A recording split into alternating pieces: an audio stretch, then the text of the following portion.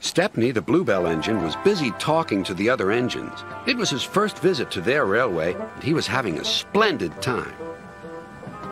"You are very lucky engines," he said. "Your line has got everything. It's long enough to give you a good run, and you have plenty of passengers. Then you have a quarry and a mine, so you need plenty of cars. Cars are fun.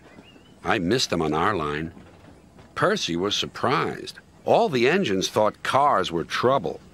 "You're welcome to take some of mine," he said, "but you'd better ask driver first."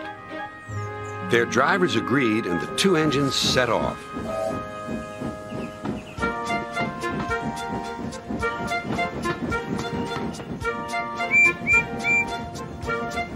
Thomas and Toby were speechless. Stepney took the cars to the harbor.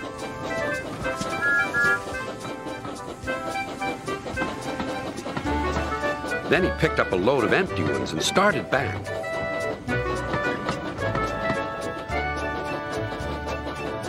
Ahead was a cricket field. The game had just begun. Stepney and his driver had to wait at a signal.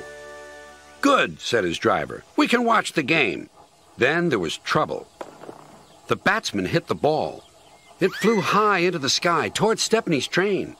Clunk went the signal. Thump went the ball into a car, but neither driver nor fireman heard it.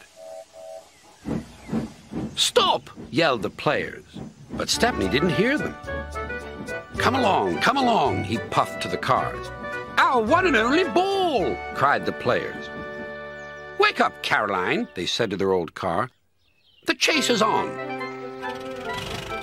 Caroline coughed crossly and rolled down the road. Stepney wasn't hurrying. Caroline soon came up behind. "Toot, toot," she wailed. The players shouted, but Stepney was still too far away for his driver and fireman to see or hear properly. They completely misunderstood. "If those jokers want a race," said the driver, "they can have one. Faster, Stepney, faster." Poor Caroline wasn't happy at all. She rattled along at twice her usual speed. "I shouldn't be treated like this," she grumbled. "This pace is too hot for my system. It'll fuse all my circuits." Suddenly, Stepney was nowhere to be seen. "Yahoo! That silly train has run into a hole, so we can't catch it. I can go home now." But she couldn't. Her driver pounded Caroline on up the steep hill and then down the other side toward the station. Stepney was already there when Caroline cluttered in. "We need our ball back," cried the players, and explained everything.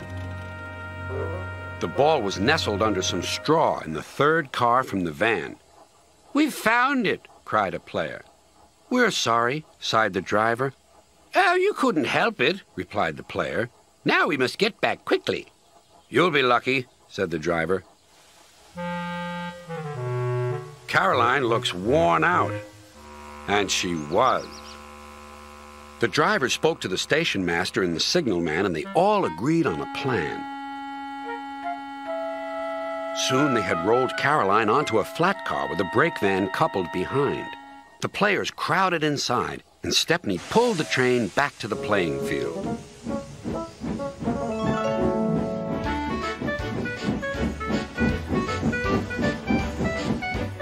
Everyone enjoyed watching the game.